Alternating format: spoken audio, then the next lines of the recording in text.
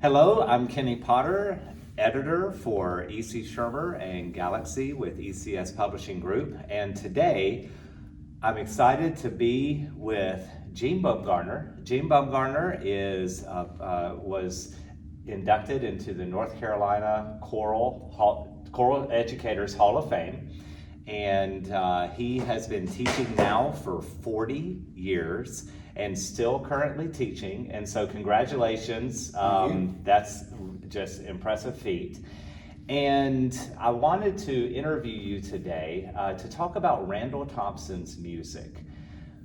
Around 30-ish years ago, you had a student that sang Last Words of David, and that student was me. And it was so inspiring. And I found as a high schooler lots of just wondrous aspects of Randall Thompson's music. Can you talk about, from a music educator's perspective, what makes Randall Thompson's music so special?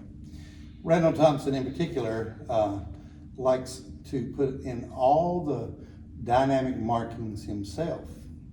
And every part of Last Words of David is marked specifically what he wants to do with the music and what he wants you to do with the music. So when you're teaching students and it has that detail in the music, especially in the Last Words of David, it helps you teach that to the students. And you can work on beyond notes and rhythms, the real thing, the real part of music that we all want to get to as good musicians.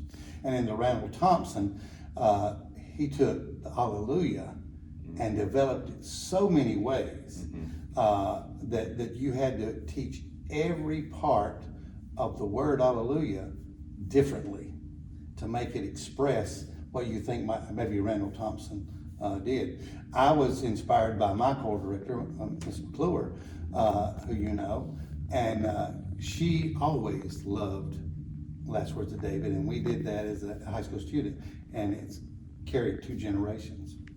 That's really neat. And again, as I've shared, this was my high school teacher. Talk about the opportunity as music educators we have in inspiring young students. I'm sure as a 16, 17-year-old Kenny Potter, you might have said, he's a good musician. He might even go and be a choral director. But now I'm in charge of the publisher that publishes Randall Thompson's music. Can you talk about the opportunity to inspire through great music? Yeah, a lot of the great music sometimes might not be attainable for some high school groups.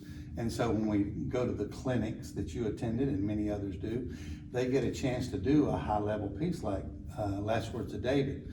And in those opportunities, they get to see it uniquely different.